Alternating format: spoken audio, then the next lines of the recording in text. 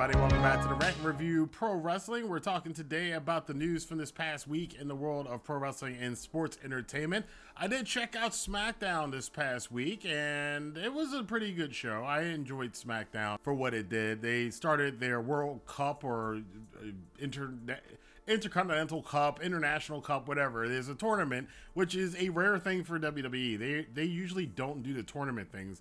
AEW has had more tournaments than we can count this year. New Japan, it's part of their schedule. WWE really hasn't been into the tournament racket as much as other promotions tend to be. And this is another change for Triple H, that they will be having more tournaments. And there's been lots of talk about bringing back the King in the Ring. They had Queen in the Ring tournaments. Now, to be honest, a lot of WWE's tournaments don't tend to work out too well. And I think it's just a format of, again, people keep saying that there's no difference between sports entertainment and pro wrestling. This is one of the differences, is when you have something that's more sports entertainment, theatrical based, a tournament doesn't kind of work in that kind of comic book world. It'd be like there being a tournament in a comic book between all the Avengers. That's not why people are tuning in to see who wins or loses. They're tuning in to see the drama and the moments and all that kind of stuff. So a tournament about who's going to win, who's going to lose, and having it be some sort of sports kind of thing is very foreign to WWE. It always really has been kind of foreign to WWE, but we'll see how this one starts off. Shinsuke losing his first match isn't that big a deal because, amazingly enough, they did mention on SmackDown that Shinsuke is going to be taking on a Great Muta on New Year's Day, which is fascinating to me. They didn't mention Pro Wrestling Noah. And I did speculate that perhaps WWE was kind of taking a side with Noah against AEW and New Japan's partnership. Apparently, again, that was speculation, but apparently that's not the case, because Pro Wrestling Noah, it has turned out, actually asked Tony Khan if it was okay to do that. So, because they got Sting, obviously, from AEW to participate in Muta's last match. Tony Khan had no problem with it, as we usually suspect. You know, as much as people rag on Tony Khan, he doesn't kind of play games like that. He sees no reason to. I don't see any reason to. A lot of the stuff that Vince McMahon used to do is kind of outdated. And then apparently Triple H feels that way too. In addition to letting Nakamura go and be at Muta's match for Pro Wrestling Noah on the 1st, again, back to having tournaments on WWE television. So, again, Triple H's influence in WWE is still changing. We still have some of the holdovers from the old stuff still around. Some weird relationship storyline they were starting on Friday. But overall, I think, again, when the year is over with, we're going to have to look at Triple H and what he has done as being somewhat of a positive to the wrestling world. And hell, you got a lot of guys on WWE's roster. You got a lot of guys on AEW's roster. It makes total sense for me to let some of those people that you're not using for storylines currently go work a month in Japan, or work a month in Mexico, or work a month in the UK. It helps get your brand out. It helps make the stars bigger stars around the world, and more people get to know them or get to see them. And it does have this kind of excitement that you never know when a WWE guy might wind up in Pro Wrestling Noah, or an AEW guy will show up in New Japan, or a CMLL guy might show up in WWE, or whatever could go on. The pro wrestling multiverse is a good thing for the industry as a whole, and it's kind of cool that, you know, Triple H and WWE are now starting to kind of dip their toe into that as well. Some other news items that came up: Chris Jericho had praise for Logan Paul. He did say that, as I have said, that it is a good move by WWE to get somebody with as many eyeballs on him as Logan Paul has. And I've even answered it in some of my comments in the comment section. People going, "Oh, Logan Paul, it doesn't matter. He got injured. It doesn't matter." It's like, Logan Paul, I think between all of his social media channels, has more people following him than AEW and WWE combined. Now, what you can think whatever you want to think about what that says about millennials and Gen Zers, but the fact of the matter is, wrestling does have, in North America and actually around the world, has an issue with getting younger people to take an interest in it. It's not something that's really popular with millennials or Gen Z as it was with Generation X and with boomers. Getting more people like Logan Paul involved in wrestling to get draw at least maybe 1 million eyeballs out of the 19 million people that are interested in those kinds of people to go, oh, he's doing the wrestling thing, but maybe wrestling's cool again. That's a good thing. And Jericho even said, it's like, at the end of the day, you need tickets. We can make as many great stories as we want. We can have as many great characters as we want. We can have as great matches. We can have great promos. We can have funny stuff, dramatic stuff, dark stuff, scary stuff, romance storylines, whatever it is, as big as production as possible. But if you can't continue to get new people interested in the wrestling industry, the wrestling community will continue to shrink. And this is something I've said repeatedly, that it's not something that was my cup of tea.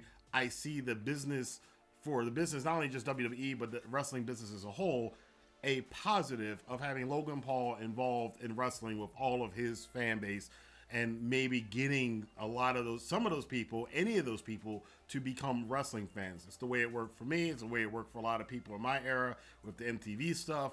It worked with Mike Tyson and WWF and Dennis Rodman, and I mean, on and again.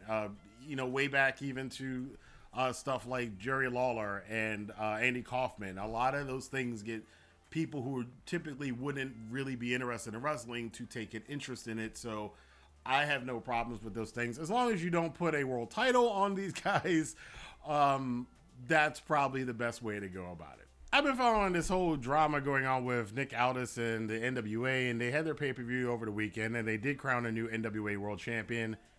Tyrus, formerly known as Brodus Clay, the rapping Brontosaurus or whatever, which is why I always kind of laugh when WWE fans give AEW crap about Luchasaurus. I was like, you remember Brodus Clay?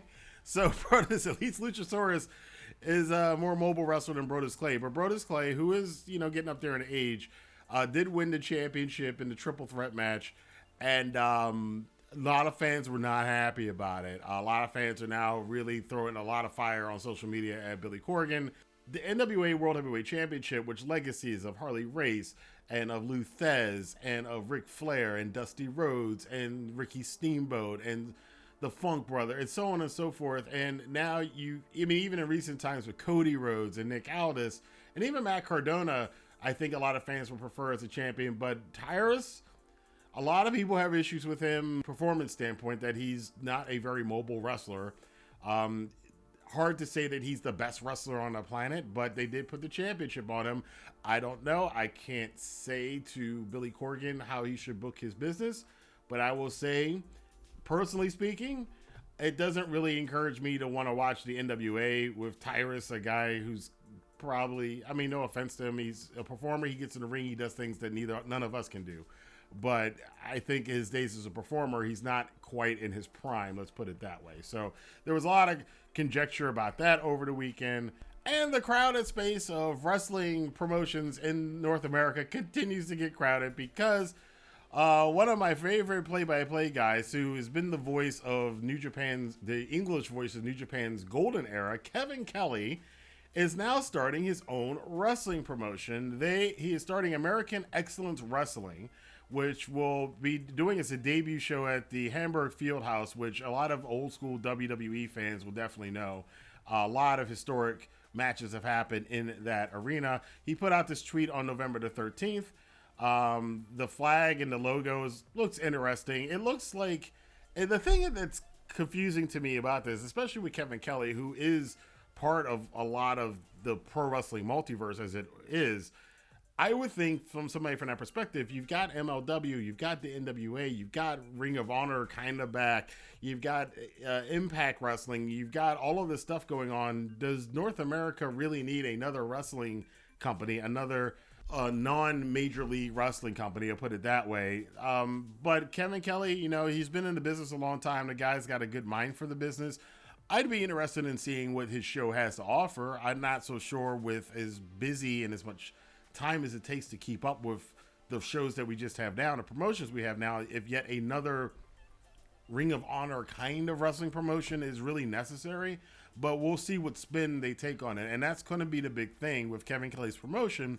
What is the spin going to be on it? I can tolerate watching another wrestling promotion. Like back when Lucha Underground was on, I added Lucha Underground to my weekly wrestling watching because Lucha Underground was so different from anything else, from what Ring of Honor or New Japan or WWE were doing at the time, that it was like, okay, I can watch an hour of this every single week. What he's going to do with this one, right now he says he's focused on the live events. There's not a lot of talk about TV deals or anything like that. But, you know, if he's doing one-offs, that's pretty cool.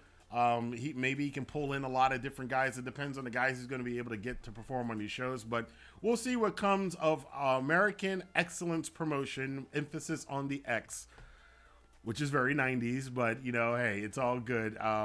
You know, at the end of the day, the more guys that can get paid wrestling, and, you know, if the fans find something that they like about the promotion, and the promotion can do something to light at least a couple thousand fans on fire every single week, and they can make money doing it, more power to them. Doesn't mean I have to watch it every single week, but I'm definitely probably going to check out the first show that they do in Kevin Kelly's new promotion. But that's the news from this past weekend, and I want to know what you guys think about these news items. Let your voice be heard in the comment box below. Until next time, I am letting you guys know I will be in Vegas for the next week, so I will not be doing as many not like I do uploads every day, but the uploads will be pre-recorded this week.